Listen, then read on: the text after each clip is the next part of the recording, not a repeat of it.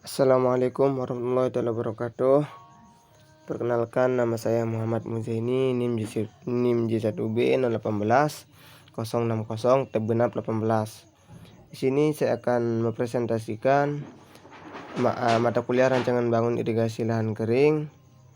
Baiklah, saya akan mulai. Yang pertama itu tentang teknologi konservasi air pada pertanian lahan kering. Prinsipnya adalah penggunaan air yang jatuh ke tanah seefisiensi mungkin dan pengaturan waktu aliran yang tepat sehingga tidak terjadi banjir yang merusak pada musim hujan dan terhadap cukup air pada musim kemarau.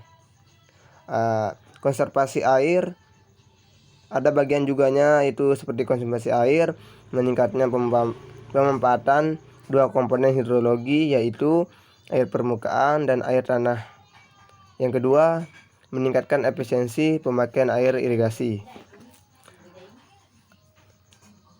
Ada juga pengolahan air permukaan, meliputi beberapa. Yang pertama, pengendalian aliran permukaan, pemanenan air, meningkatkan kapasitas, infiltrasi tanah, pengolahan tanah, penggunaan bahan penyumbat tanah dan penolak air, dan yang terakhir melapisi saluran air.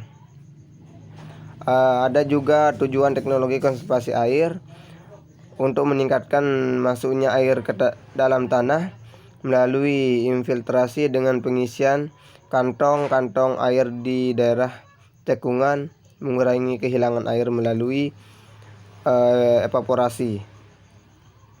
Ada juga efisiensi penggunaan air. Yang pertama itu banyaknya hasil yang didapat per satuan air yang digunakan untuk dapat dinyatakan dalam kilogram bahan keing per meter kubik air. Dalam tingkatan dengan cara, yang pertama itu mengurangi kebanyakan air yang diberikan, yang kedua mengurangi kebocoran saluran irigasi, yang ketiga meningkatkan pemberian air atau meningkatkan produktivitas, yang kelima itu meningkatkan air secara terputus.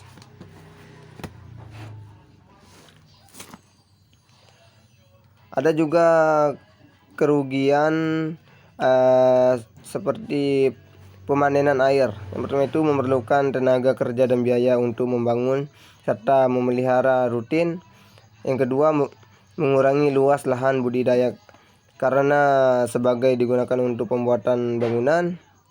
Yang ketiga, memerlukan kerjasama di antara petani untuk pembuatan bangunan dan saluran pembuatan air. Dan yang terakhir itu beberapa teknis pemanenan air. Yang pertama itu saluran peresapan, dua torak, yang ketiga itu embun, dan terakhir itu mulsa vertikal. Baik, saya akan lanjutkan tentang kepekaan tanah terhadap erosi.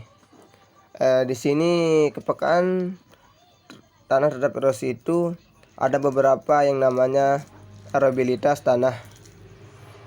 Kepekaan tanah terhadap erosi mudah tidaknya suatu tanah erosi. Proses erosi tanah itu penghancuran agregat, pengangkutan partikel-partikel, pengendapan partikel tanah. Terus bentuk erosinya itu seperti erosi lembar, pengangkutan lapisan tanah yang merata, tebalnya dari suatu permukaan bidang ke tanah. Yang kedua itu menyumbang sedimen paling besar dibandingkan dengan bentuk erosi lainnya. Ada juga namanya erosi alur. Air terkonsentrasi dan mengalir pada tempat tertentu di permukaan tanah sehingga proses pengurusan tanah banyak terjadi pada tempat tersebut yang kemudian membentuk aluran-aluran.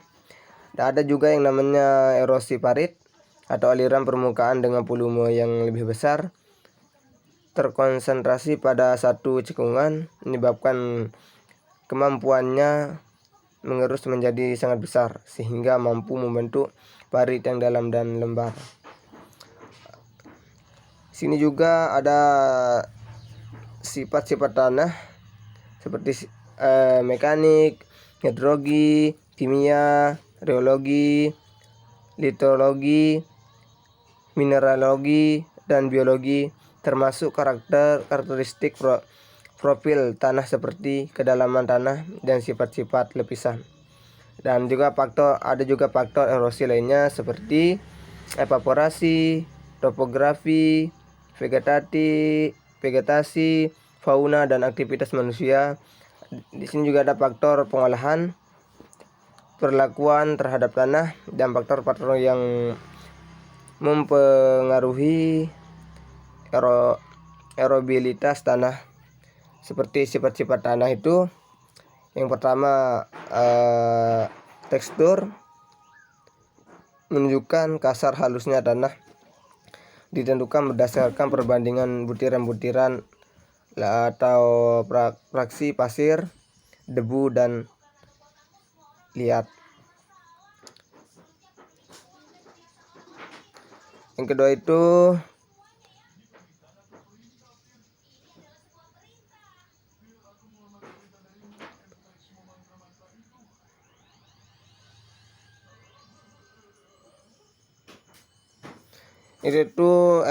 struktur atau agregansi tanah. Terus yang ketiga itu jenis milenial, dan keempat itu kedalaman dan sifat lapisan tanah, dan yang terakhir itu adalah kesuburan tanah. Mungkin hanya ini yang dapat saya sampaikan, kurang lebih mohon maaf. Bila